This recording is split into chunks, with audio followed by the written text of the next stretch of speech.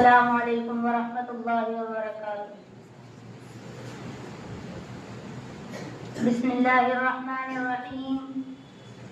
अल्हम्दुलिल्लाहि वकफ़ा व सलामुहु अला इबादिहिल्लज़ीना इस्तफ़ा। अम्मा बाद।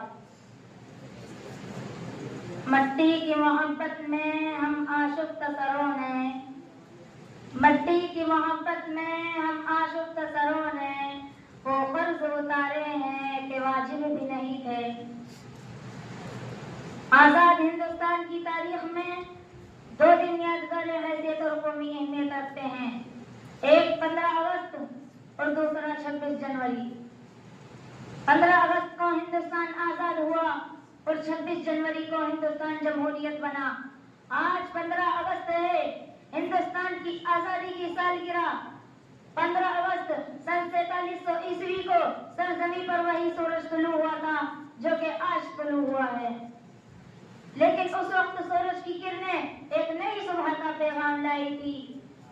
ये सुबह वही सुबह थी जिसके ज़ुहूर से गुलामी की रात का अंधेरा खत्म हुआ, जो 150 बरस तवील मुद्दत पर मुहित था। इसी रात तहजीब के खुद साख्ता बुरे ठेकेदारों को हमने फूल से मासूम शहजादों का खून पीते देखा। इसी रात बेटों के सर काटकर तश्त में सजाकर बाप के सामने पेश किए गए। इसी भयानक रात में हुनरमंद और माहिर उस्ताद कारीगरों के हाथ कलम हुए और अंगूठे कता किए गए और किसानों की जमीनें छीनकर उनको दर बदर की ठोकरें खाने के लिए छोड़ दिया गया। इस तारीख रात की जल्द सुबह हो, इसके लिए हमने कौन से जतन नहीं किए। साजिशें और बगावतें की, आजाद हुकूमतों की तश्कील की, मुज़ाहमती तहरीकें चलाई, जान और माल की कुर्बानी दी। वो सब क्या जो हुसूल आजादी के लिए नागुज़ीर समझा जाता है।